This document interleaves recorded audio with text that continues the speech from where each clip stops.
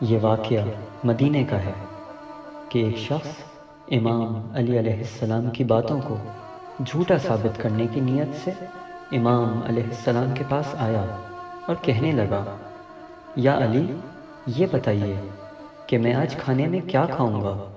امام علی علیہ السلام نے جواب دیا کہ اے شخص، آج تو کھانے میں شیرینی یعنی کھیر کھائے گا۔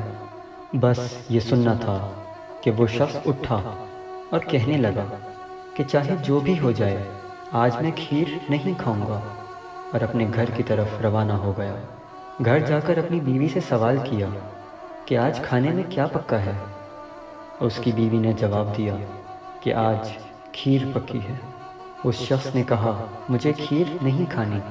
اس کی بیوی نے پریشان ہو کر اس بات کی وجہ دریافت کی، مگر اس شخص نے کوئی وجہ بیان نہیں کی، بس اتنا کہا کہ جاؤ اور محلے میں سے کسی اور کے گھر سے کچھ اور لے آؤ۔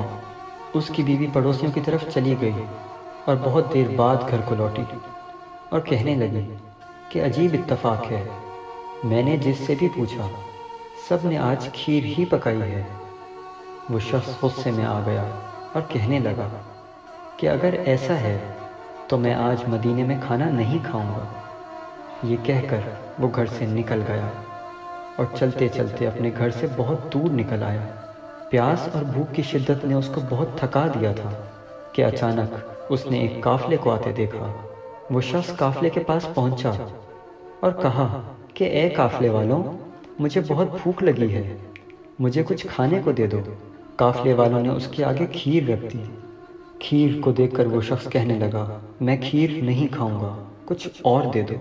قافلے والوں نے کہا، اور کچھ نہیں ہے، یہ ہی کھا لو۔ اس نے کہا کہ پھر مجھے نہیں کھانا۔ یہ سن کر قافلے والوں نے کہا کہ اے شخص، ہمارا تعلق اس قبیلے سے ہے کہ اگر کوئی ہم سے مانگے اور پھر نہ کھائے تو ہم مار پیٹ کر کھلاتے ہیں۔ اس شخص نے وہاں سے جانے کی کوشش کی تو قافلے والوں نے اس کو بہت مارا اور زبردستی کھیر کھلائی۔